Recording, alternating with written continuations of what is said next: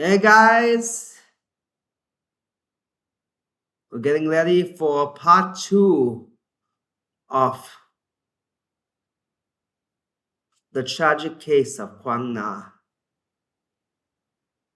Hi guys, Siobhan the Dragon, and now we're gonna get to part two of the tragic case of Huang Na.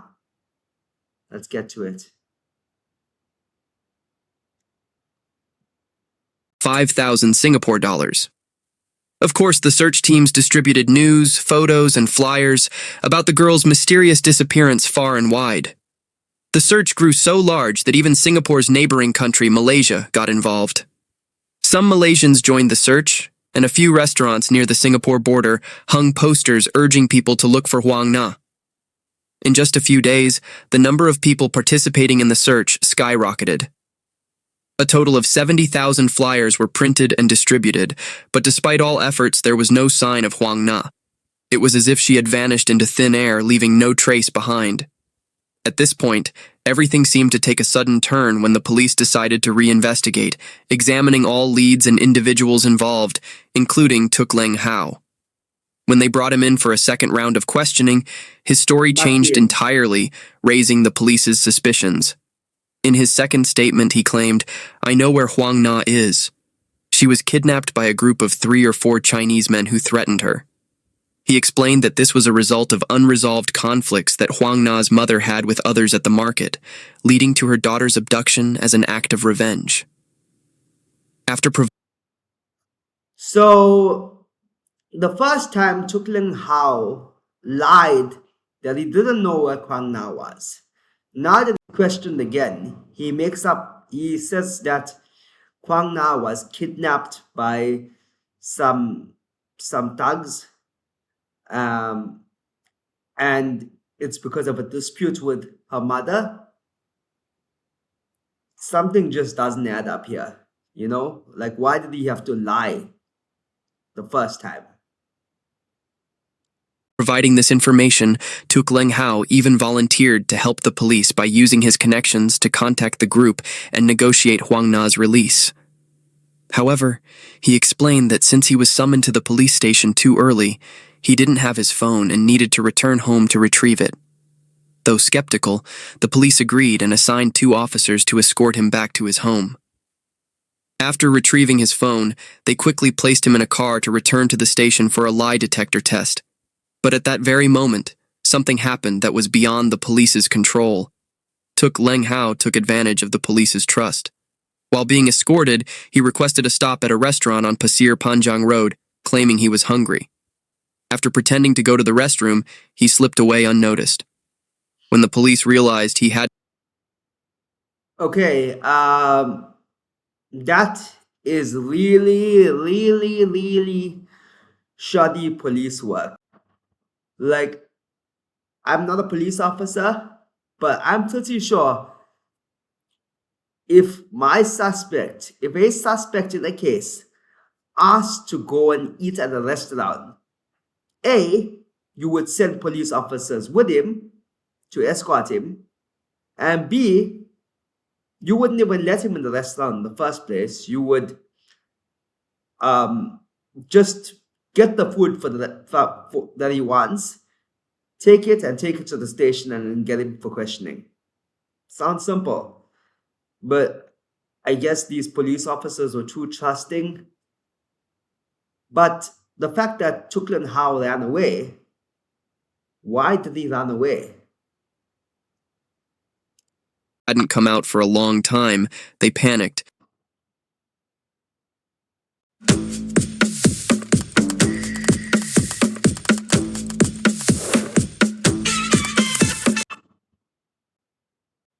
And understood that Tok Lin had built their trust only to use it as a means for his escape.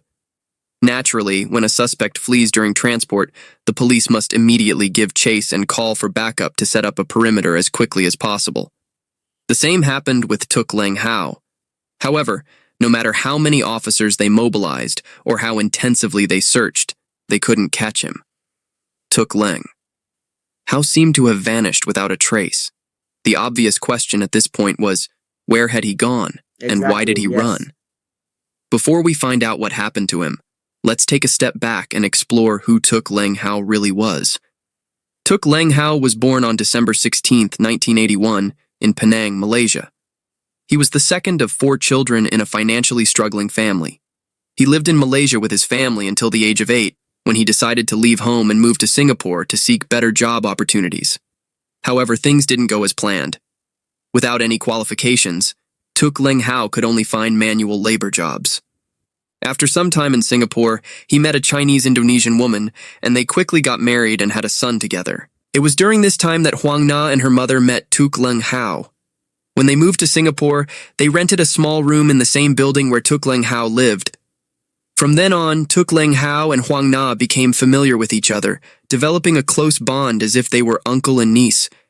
He would often ride his motorcycle to pick Huang Na up, taking her out for fun, buying her small gifts, and treating her to meals at various restaurants in Singapore. Because of this, it wasn't just Huang Na who let her guard down. Her mother did too. She trusted and liked Tok Lin Hao. When the police informed her that he was the prime suspect in her daughter's disappearance, she couldn't believe her ears. She kept saying, "No, it can't be him," and repeatedly asked the police if there had been a mistake. However, the Singapore police were confident in their suspicions. And after Tok Lin Hao's unexpected escape, their doubts were only further reinforced. Let's take a moment to consider the geography of Singapore at the time of Tok Lin Hao's escape. Singapore is the smallest country in Southeast Asia, and by land, the only place he could have fled to was Malaysia, his home country. As soon as Tok Lin Hao's escape was discovered, the Singapore police contacted Malaysian authorities for assistance in tracking him down. You could have gone back home. The Malaysian to police Malaysia. reached out to all of Tok Lin Hao's family members in Malaysia, including his parents and siblings. Tok Lin Hao's father, who was 62 years old at the time, told the police very honestly that he had received a phone call from his second son after his escape. In that brief call, Tok Lin Hao said, "I didn't kidnap Huang Na.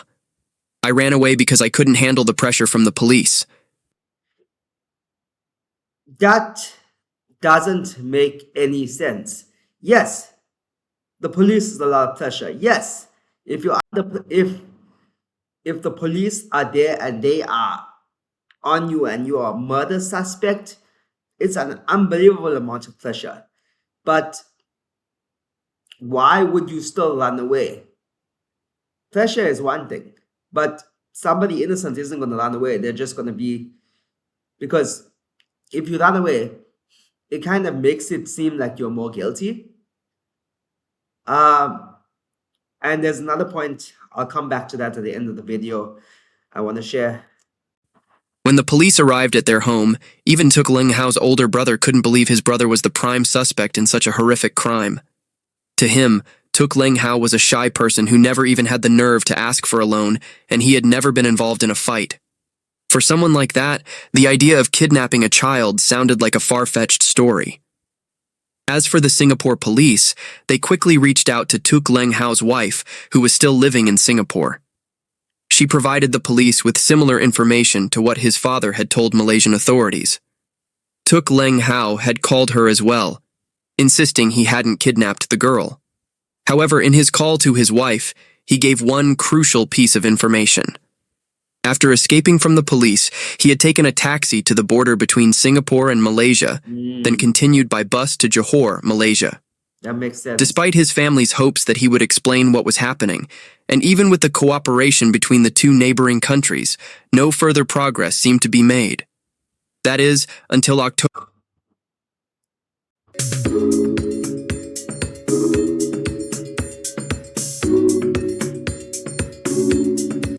30th, 10 days after his last interrogation and 20 days after the crime, when he voluntarily turned himself into the police in Penang, Malaysia.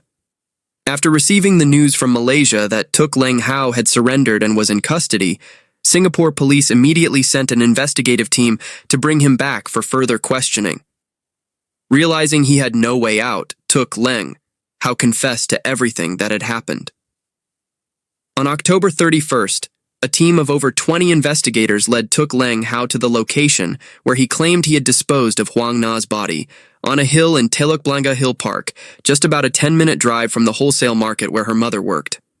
After about 30 minutes of searching the area that Tok Lin Hao had pointed out, officers noticed a foul smell near a withered bush. Upon digging into the shallow soil, they uncovered a cardboard box tightly sealed with tape. Some thick, oily liquid was seeping from the edges and corners of the box, but no other signs were found, indicating that this was just the burial site and not the location of the crime. The box was immediately taken to the forensic center for examination. Guys, if you have a soft stomach, or you can't handle anything intense or gaudy, or you're very sensitive, please, you can stop watching the video. Yeah, so that's my warning. You can stop watching the video, or you can skip to part 3. From here, if you need to skip to part 3, you can skip to part 3. It might get a little gaudy. Experts determined that it was a packing box taken from the place where Tok Lin Hao worked. Inside the cardboard box were 9 layers of plastic. After peeling away all the material, they found the severely decomposed and unrecognizable body of a small girl whom we all knew for certain was Huang Na. Following standard procedure, the forensics team conducted a DNA comparison with Huang Na's mother, Huang Shuying, to confirm the identity. The heartbreaking results showed that the body was indeed Huang Na, the little girl they had been searching for all this time. While the forensic team worked on their final report, the police didn't sit idly by. During one interrogation, Tok Lin Hao gave a statement claiming that Huang Na's death was entirely accidental. He said they had been playing hide-and-seek in the warehouse, but instead of a regular game, he tied her hands and feet before hiding. Tok Lin Hao explained, "I just wanted to make the game more fun by having her untie herself before she could come find me."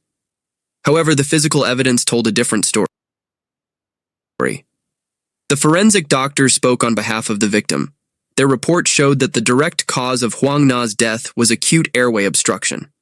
The problem, however, was that since Huang Na had been attacked so long ago and her body was wrapped in 9 layers of plastic bags, it was impossible to determine exactly when the suffocation occurred.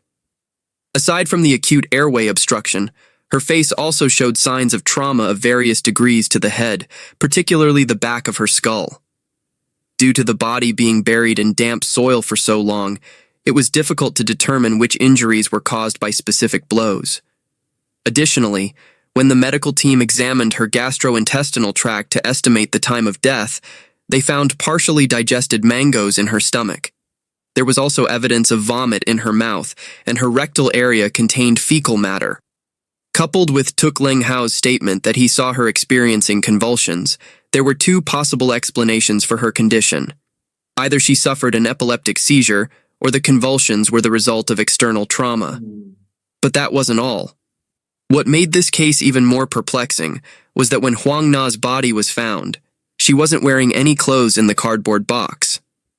Additionally, her private area showed clear signs of assault, with visible scratches and bleeding. It became evident that Tok Lin Hao was not particularly intelligent or skilled in evading suspicion, as he continued to deny his crime during police interviews. In one recorded statement, he claimed that after tying Huang Na up in the room and hiding, he heard a loud thud from where she was tied. When he rushed back into the room, she began vomiting blood, having convulsions, and losing control of her bodily functions. Tok Lin Hao explained that he panicked, his mind went blank, and although he wanted to untie her, he was unable to do so.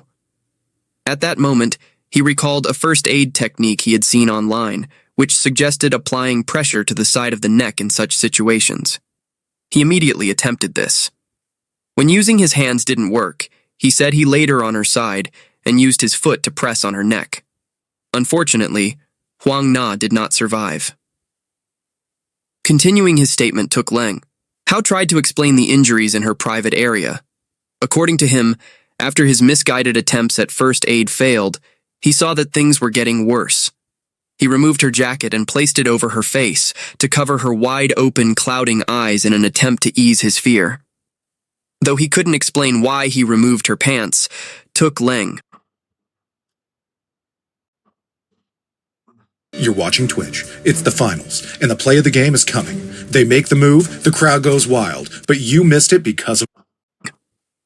Hao claimed that he was patting her back with his right hand while his left hand somehow ended up in an area he couldn't identify as either her genital or anal region. All he knew was that when he withdrew his hand, there was significant bleeding from her lower body.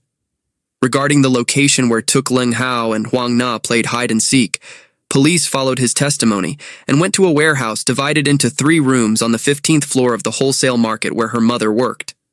In this room, police found Huang Na's DNA, including hair and blood, as well as cigarette butts with Tok Lin Hao's saliva and adhesive tape containing his fingerprints. Additionally, there were fibers from the clothes both the perpetrator and the victim were wearing that day, confirming that this was the crime scene. When the case went to trial at Singapore's High Court on July 11th,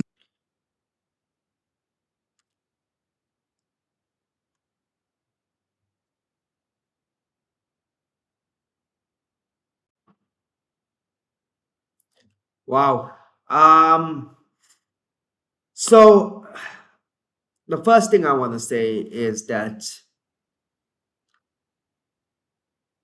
the mom trusted the wrong person. Generally, you shouldn't trust males with your daughters, no matter how old they are, no matter how nice they may seem. It's especially a man that is offering to take your child out, offering to say, hey, I want to take your child out. I want to take your child out to eat in a restaurant, to play together. Dude, I'm a kindergarten teacher, and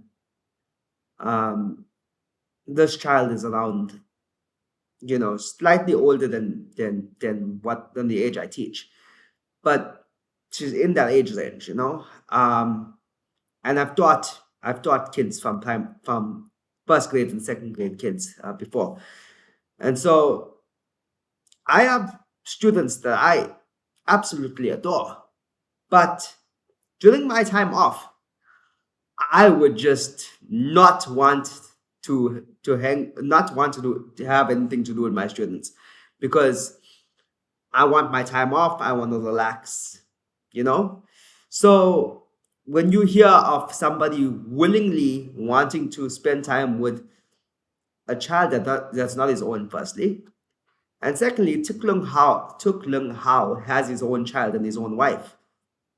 Why isn't he paying attention to his own son?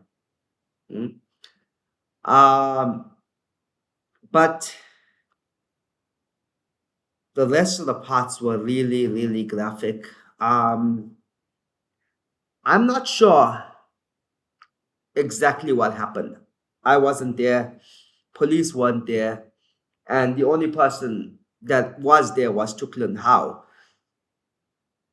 I do think, however, he must have taken her to the warehouse and tried to do something to her. And she might have given him a little resistance. At that point, he tied her up. And maybe from the pressure of being tied up, the pressure of whatever he was saying to her, she starts to panic, and maybe he started to beat her, and that's what led her to have a convulsion. And while he was trying to stop the convulsion, I do believe he might have trampled her or stepped on her neck very hard, which possibly led to her dying. That's my theory. It's not something I like to talk about. This is, it's a really, really heartbreaking case of a mom who trusted the wrong person, trusted the wrong guy, a little girl who trusted the wrong person, and I'm disturbed, but I'm also looking forward to seeing what's gonna happen in part 3. So guys, I'll see you in part 3. Let's see you later.